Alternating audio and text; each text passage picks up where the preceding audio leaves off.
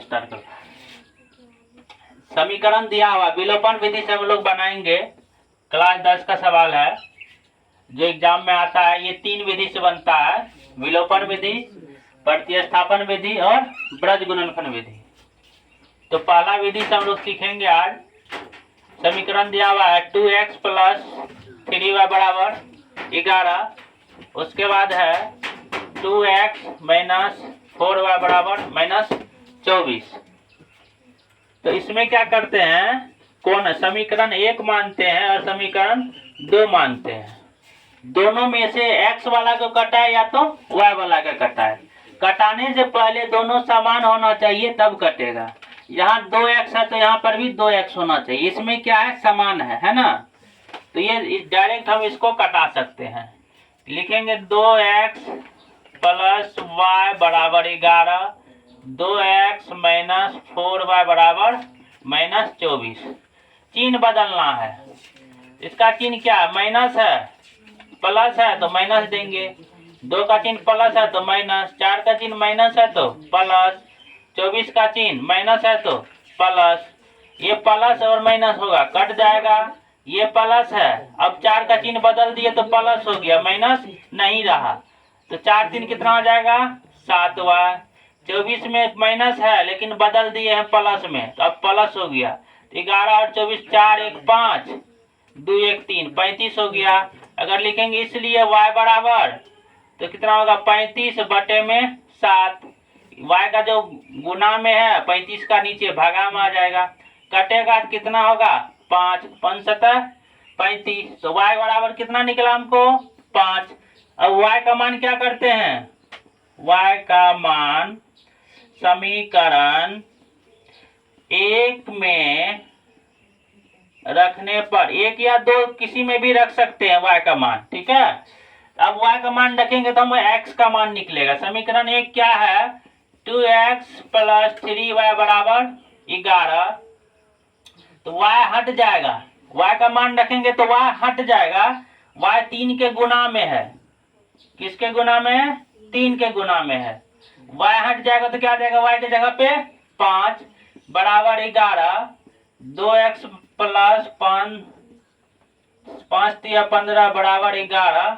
15 उस बगल जाएगा तो क्या हो जाएगा, माइनस 15, प्लस 15 है ना, उस बगल जाएगा तो माइनस 15 हो जाएगा। 2x बराबर लिखेंगे तो क्या हो जाएगा, 15 में 11 में से 15 जाएगा, उल्टा जा रहा है तो -4।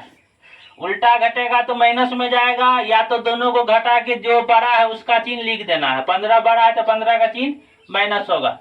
अगर हम लिखेंगे इसलिए x बराबर तो -4, x का गुणज नीचे आएगा 2, तो 2 दूने कट जाएगा 4, -2 आएगा। तो x का मान क्या निकलेगा, -2, y का निकला है 5। इस तरह से समीकरण बनेगा।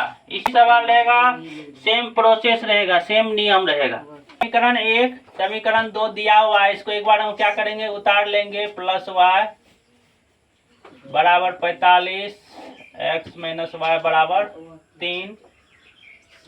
आपस में क्या करेंगे, गुना करने के, इसमें जरूरी कोना कोनी नहीं है क्योंकि समान है।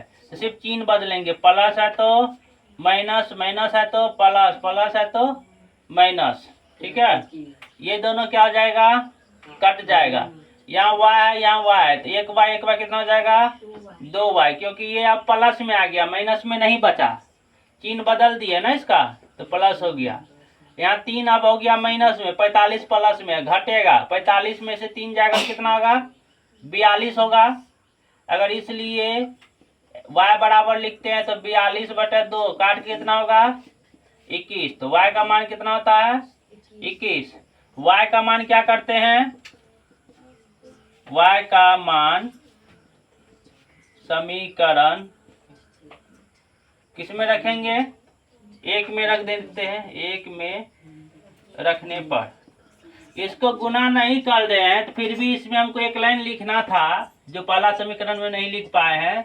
समीकरण 1 तथा 2 को गुना करके घटाने पर, ठीक है। अभी तो हम गुना नहीं कर रहे हैं, सिर्फ क्या कर रहे हैं, घटा रहे हैं, जोड़ घटा कर रहे हैं। गुना तो हो रहा है कोई भी संख्या से, एक से भी हो रहा है ना, तो हम कर नहीं रहे, लेकिन गुना करके लिखना है कि गुना हो रहा है एक से करेंगे तो समान रहेगा। ये लाइन हम पहला समीकरण में नहीं लिख पाए हैं, भूल गए थे, सबको लिख लेना है। y का मान समीकरण 1 में रखने पे समीकरण 1 क्या है, x प्लस वाई बराबर 45, तो y के जगह पे क्या लिखेंगे, 21, y का मान बैठाएंगे 21,